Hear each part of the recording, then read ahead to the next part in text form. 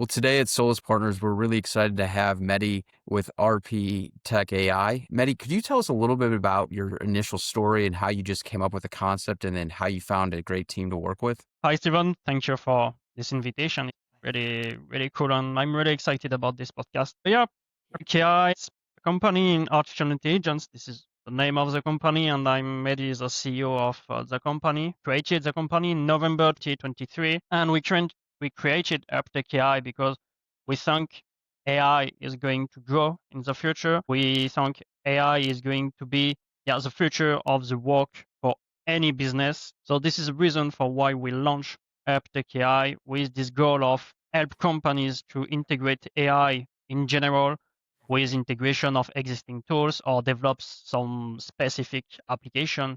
We think about the future, and we think it's important to have the idea of what is going to happen in the future. So this is the reason for why we launch this company. Yeah, I guess what's kind of been over the last 2 years, what's been the most surprising development in AI that you guys have personally been working with or seeing? During the last 2 years, it was incredible because we began with a simple version of ChatGPT. For example, ChatGPT, it was 2 years ago a simple tool, and 1 week ago, I spoke with Claude, another competitor of ChatGPT. I spoke with it, and he said, "I'm not going to respond. I will not respond to you. I'm not going to respect your order." So at the beginning, 2 years ago, it wasn't possible, but 2 weeks ago, it was really strange to see this. So the evolution of AI is crazy. Actually, you can make a lot of automation in your business. You can do a lot of things with AI, but 2 years ago, it wasn't possible because the power wasn't the same than today. So that Sure. yeah, it's really, really incredible to see this. And this is the same for images generation, video generation. It's the same. Actually, you have a lot of videos on social media that have generated by AI. And sometimes it's very, very difficult to see it's an AI. And yeah, it's very difficult sometimes. Well, I mean, obviously, with that growth and just the agency within those models and the ability to almost be autonomous in certain elements, I think it's both exciting and also somewhat concerning for a lot of different industries. When it comes to just business applications, where are you guys able to kind of open that conversation or peak interest from fellow business owners that are looking for AI solutions, maybe similar to what RP Tech AI offers? It's a really good question because in general, when you spoke with people, you spoke about AI, with businesses, you spoke about AI, they don't really know what they can have with AI. They don't really know what is the power of AI in reality. So this is the goal of our company, not to speak about AI in general, but with concrete example. So when we speak with a company, when we speak with a CEO, a COO, a CTO, we give concrete example of what we can do in the business. So for example, it's more simple to give an example. For a construction company that may need to do a lot of detection or crack detections when it's necessary, they do this by photo, and they look the pictures and see if they see some cracks on the picture. So this is not necessary actually. You can develop a tool with AI, with computer vision. You give the photos, the pictures to the AI, and the AI say, okay, you have here some cracks, here you have some cracks, and you have the size of the cracks. So this is concrete example of what we do. So when we speak with a business owner, we give this type of example, and in the mind of people, that makes sense because it's economic for the long term. That's clear because in the future, if you need to send, I don't know, 100, 200, 2000 uh, dollars for a simple application. You have your own application and you can use it in the future during 10, 20 years, and you don't need any people to do this. So with an application, you can do the work with an app, and you don't need to have, 10 people to do the same work. So this is economic. This is really important for a lot of business owners. Yeah, I think you're really hitting on kind of that buy versus build decision that a lot of managers would be forced to make, especially as AI gets to be more and more of a need. Would it be possible to describe some of those kind of average or typical examples or problems that you're able to pitch into for those business owners? Like, what is it? Typically like a sales efficiency problem? Is it like an operations problem that they're having, or what is the general framing for that initial conversation and example? That's very complicated to give an example because it's really large. In general, we speak a lot with company in construction sector, in industry, in transport, in logistic. We speak a lot with this type of company, and in general, it's for operation. Yeah, for operation, the operation work of the company. For example, for the transport, for the logistic, is to optimize the workflow, to save, yeah, for the warehouse, optimize the warehouse. So this is type of discussion we can have for the construction sector in general is specific tools for specific needs in concrete work, not for the sales or for the HR. That's not this type of discussion we have a lot because you have a lot of tools actually on the market. So for the CRM, for example, you have a lot of CRM with AI. So that not make a lot of sense for us to speak about it because you have this type of tool. But we make integration with when it's necessary. We make integration of this type of tool for sales, for HR, for the communication. We integrate existing tools, but for the specific tools we develop, it's more for operation work of the company. Interesting. So, it sounds like, I mean, obviously it's a very dynamic platform that RPTech AI offers. Within that, I guess I would assume you guys are able to play with a lot of different systems that those clients would have.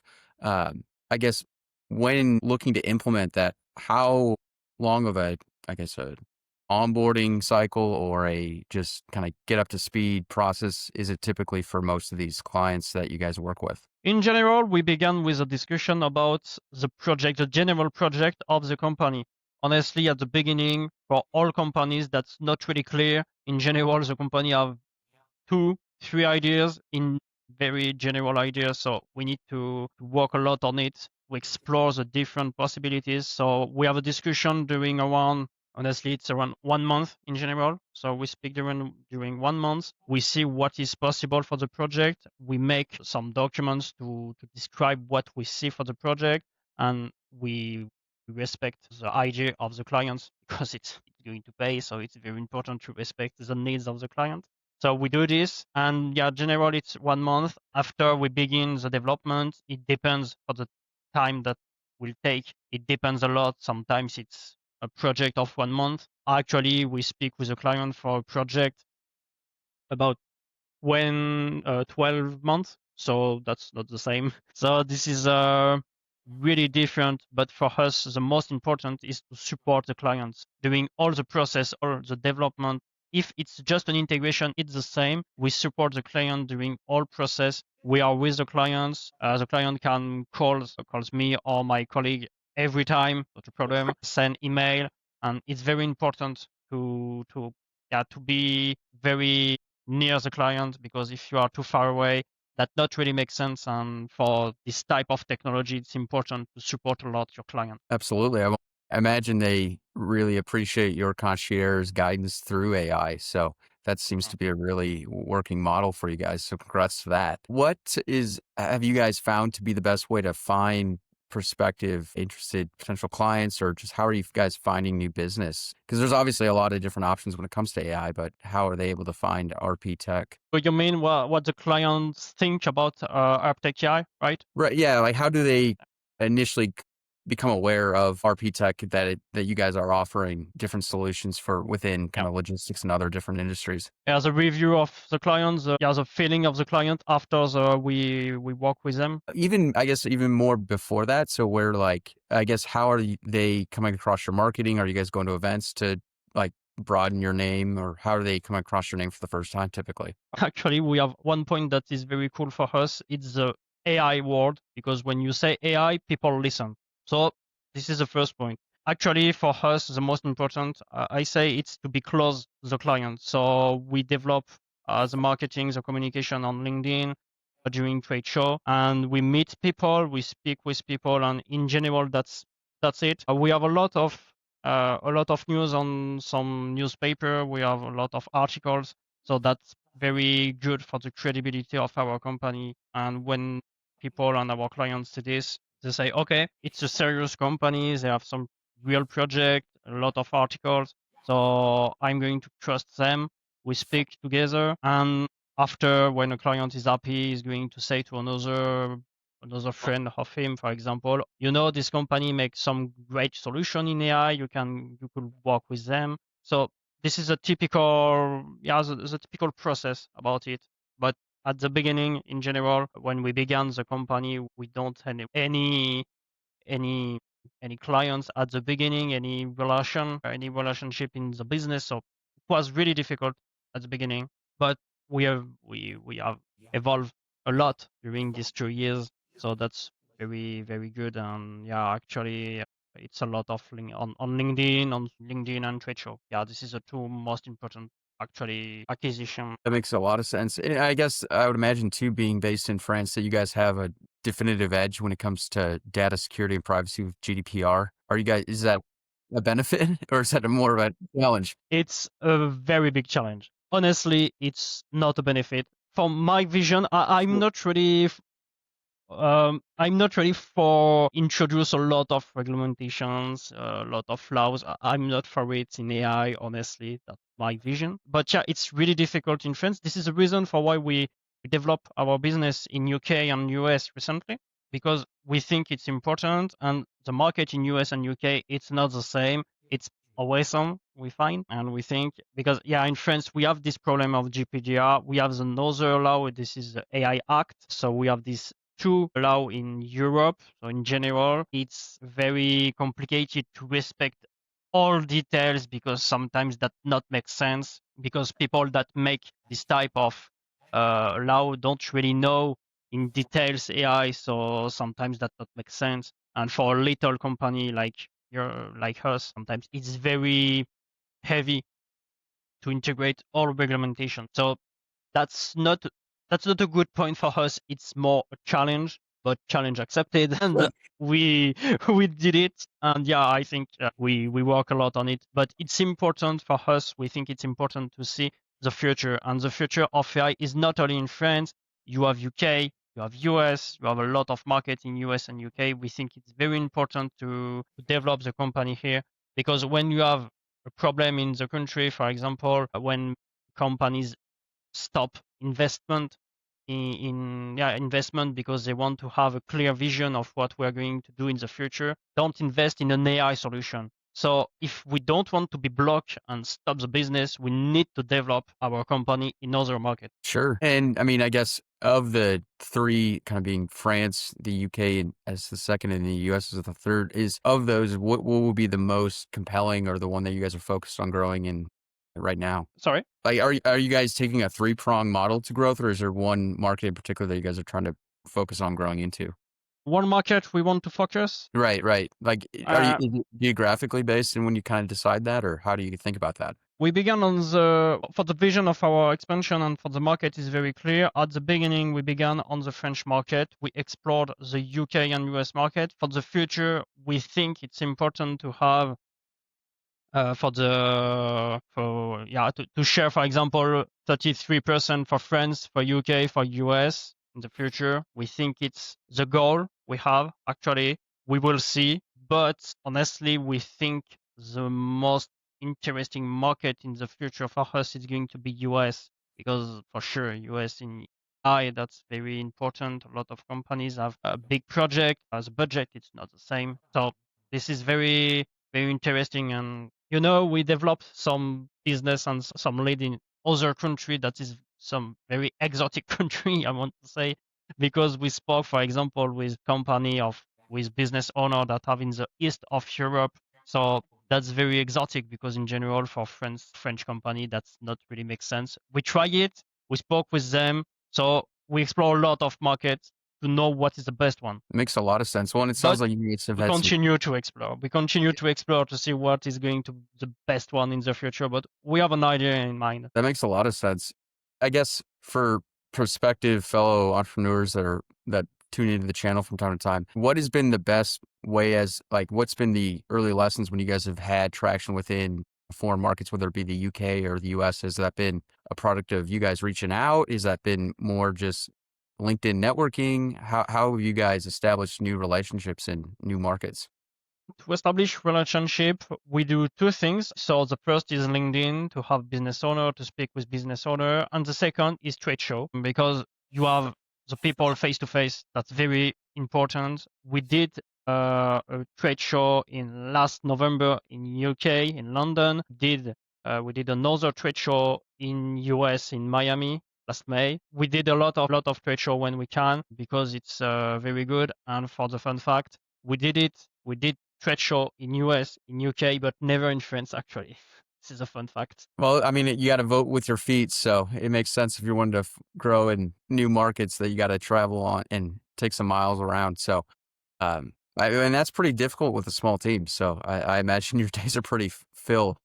That's not simple to develop the company in another market, but it's more simple in US and UK with people to have discussion. It's more simple, and it's for the pricing to do a trade show in US and UK. It's lower than do a compare trade show in France. So this is a reason for why we do trade show in US and UK. Sure. Are there any trade shows in particular that you guys are planning to attend over the next 12 months or so that viewers might be able to meet you at? Sorry, can you rephrase your Well, yeah. question? Are there trade shows that you guys are planning to attend over the next year? Oh, for the next year, maybe for the next year, yeah, it's possible. We will do some trade show in UK for next year, but we are waiting because actually the most in, is our revenue is more in France than US and UK, but we Sure. develop US and UK, so we need to stabilize it. And actually, we have some difficulties for a lot of companies in France, so we need to stabilize it with companies, see if they want to invest or not. But we want to grow up very fast in UK and US. But for it, we need to be sure that for our headquarters, it's going to be good. So yeah, it's an equation we need to solve actually. Makes a lot of sense. Well, and I imagine as you guys kind of continue to grow within the UK and US markets, that it's going to be kind of a continual scaling. It's a good challenge, but it's kind of constant. I can only respect the hustle and the grind that comes with that. It sounds like you guys are well on your way, though. It's a Kind of challenge, but it's an interesting challenge. right, right. I guess like of industries that you guys could have a lot of impact across a lot of different types of industries. Are there certain industries that are more attractive to your team? Actually, yes. Honestly, we try a lot of industries. We spoke with a lot of industries, but actually, we work a lot with construction sector industry, the transport and logistic, because it's very concrete, and we don't have a lot of competitors in this type of industries. We don't have very big competitors for the development of solution in this type of sector. So this is one of the reasons of why we launch the business in it, because it's more simple. Because for example, if you take the marketing, if you take the communication, you can see you have a lot of company in AI that launch a business in it. Or that's not very easy to make a place. So this is the reason for why we are on another way. It's not the same way, but we don't have a lot of competitors. It's more simple for us. It makes a lot of sense. And it's better to grow within I guess, just a less competitive market. You don't have to play with some of those Valley VC games as much. So I can certainly see the wisdom in that. What would make what's your ideal potential customer? Like, what's their profile in terms of is there a certain challenge that they're having? Is it a team configuration? Like, usually it's they need more AI because they don't have enough manpower, or what are the kind of the key attributes that signal that this might be a really good sales call? Can you repeat your question, please? Yeah, let me see if I can better phrase it. What is the profile of an ideal customer? What would make them Oh, like a really qualified, or like something that says to you that this is a perfect potential customer for what we have? the perfect lead for us. Yeah, yeah, yeah. Okay. I think I have one of the perfect lead. Actually, it's perfect. The perfect lead is one owner of business owner, not just a manager, because we need to have very high position in the companies. A business owner that can take decision. A business owner that have in mind the idea of AI, know AI, and trust AI. Because if you don't trust AI, you cannot integrate it. Sometimes some companies speak about maybe we want to integrate AI, we are okay, but they said, yeah, but we are not sure that AI is very accurate, is very accuracy. We say, okay, but you want to integrate it or not? So this is the first question because it's very important. The second point, perfect lead for us.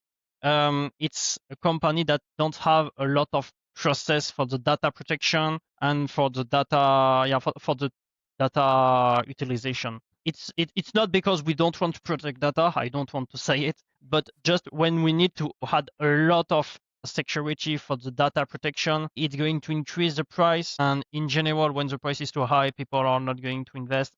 It's very complicated. When a company have simple requirements, because we respect all law in France and in Europe, but we respect all law, we can develop. If we have other requirements, it could be complicated. But if it's simple, that's perfect. It's the perfect lead, and yeah, a lead that trust AI is the most important. Sure.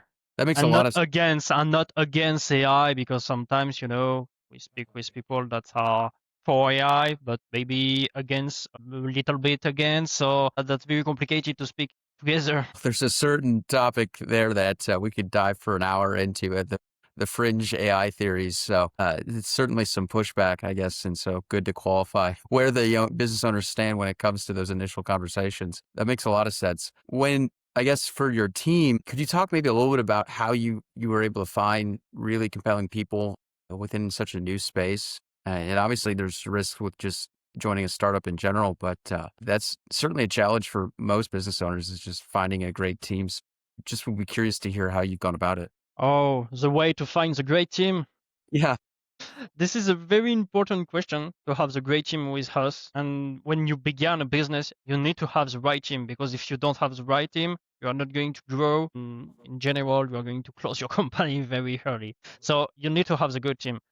I have a lot of luck because I know my teammates since a lot of years. We developed some other project together in the past. So that's perfect because we launched some association together. So that's very cool. In the past, we did it. We knew each other. So that's very perfect, and that very simple. Create a company, and actually we have some different skills, because it's the other question you need to have in your mind when you want to compose team. Have you got all skills needed to develop a company? This is very important. So actually, in our company, in our team, that's the case. We have all skills needed. Yeah, this is a challenge, but for us, it wasn't a very big challenge. I know in a lot of cases, people want to find the perfect partner for the business, but for us, it was okay. It wasn't a very big challenge. sure. Well, I mean, it sounds like you guys have struck gold in the past, so that's always a great working formula. We worked together since 2018, and we launched some other projects in esport, for example. We worked together on this type with the team, an esport team together. So so you can see with an esport team you can build an AI business. So Oh that's yeah, very cool. like I think you just captured lightning in a bottle. Having in a former life spent a lot of time worked for a family office that was looking to invest in these sports teams, and they were great investments. Yeah, exactly. We have a lot of skills in IT, because it's important to launch an AI company. This is the last point I want to speak about it, because I think it's important. In a lot of cases, you see AI company, but in the AI company, you don't have any technical leader, a technical owner in the company. You just have marketing people. They don't really know how the AI works, but they sell AI. For me, that not makes sense. You need to know AI to understand how AI works, and after you can launch a business in AI. Yeah, for me it's important. And in my team, we are a team of technical, not technical expert, but we have technical knowledge in AI, so we can launch a business.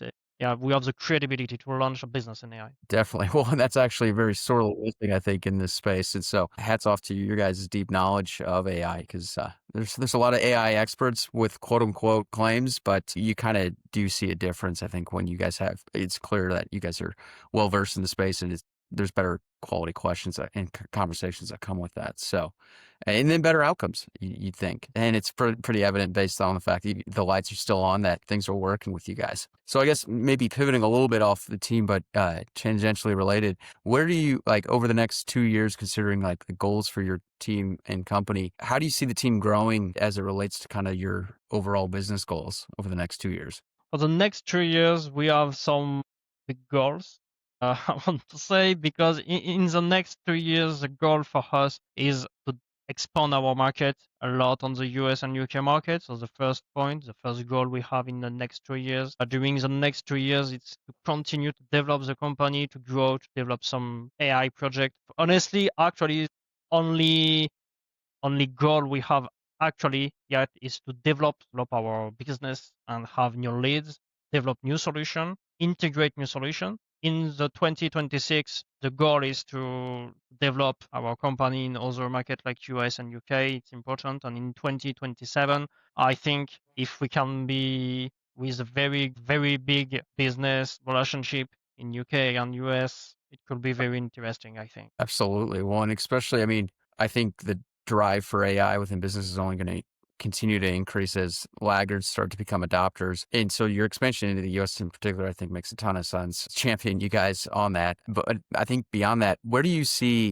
AI going over the next 2 to 5 years? Like what would be kind of the biggest tailwinds, so to say, within the space? For the future of AI, I'm optimist, honestly. I think it's going to be crazy because actually for some tasks you need to use you can't use AI for some tasks actually because AI can do some mistakes and you can't trust 100% your AI. It's not possible actually for some tasks, but I think in 2 years or 5 years it's going to be possible. We are going to have the AGI, I think. It's going to be very crazy. And for a lot of works, it's going to be very, very impactful. For example, for the developers, develop some solution for a simple web app, for a simple web application or a simple website for a company. In 5 years, it's not going to be necessary to have a developer for me. In 5 years, you are going to use an AI to develop it. And actually, it's the case, but it's not perfect. In 5 years, we will speak about it, and I think it's going to be crazy. For the communication, for the marketing, in the future, that's a good and not a good point because in the future, you are not going to speak with people. In the future, you are going to speak with an AI, and you are going to have your own AI that speak with another AI. It's going to be a little strange because it's not a discussion between humans. In the future, it's not going to be this. You're going to have your own AI that respond for you, and in front of you, another AI that respond for another people. So we are going to have it, I think, in 5 years. That's clear we are going to have. Marty, I totally agree with you. It's like we become, to borrow some US language, we become wranglers of the agents. It's this rodeo of agents that we've got going on, at least how I see it in Texas. It's, I think, a wild and fascinating, but also somewhat like scary evolution. But I think it's, you don't want to be a Luddite as you see this whole thing But transpire. But what point that is good? I see one point that is very cool and very good about it because actually for some tasks, for example, you need a lawyer for everything. You need an accountant. You need a lot of people around you when you have a business and you want to grow your business. So it costs a lot, and everybody can't pay every people and every providers to develop a business. But in the future, it's going to change. Going to see new people that cannot develop a business before, but in the future, they can develop it. And I think we are going to have a lot of business in the future, not necessarily in AI, but with the utilization of AI in the business to grow. So that's a good point, I think, because the creativity of people is going to grow, I think. well, I mean, I think it gets down to the whole human agency problem or opportunity, depending on the person, because I think it's a wonderful world that can be unlocked with AI if you use it as a tool. But otherwise, it'll come for your job if you're not aware of it. It's definitely an opportunity, but people have to be aware of it. Yeah, exactly. This has been great, Madi. Is there any other topic or question that we haven't addressed today? For me, I think all is good. Awesome. Well, I really appreciate your time and sharing more about your team at RPTech AI. Sounds like you guys are having a great bit of traction within just the automotive and construction and logistics industries. Excited to keep cheering you guys on as you continue the journey. Thank you very much for the invitation. Well, happy to. Have a great rest of your day. Thank you. You too. Thanks.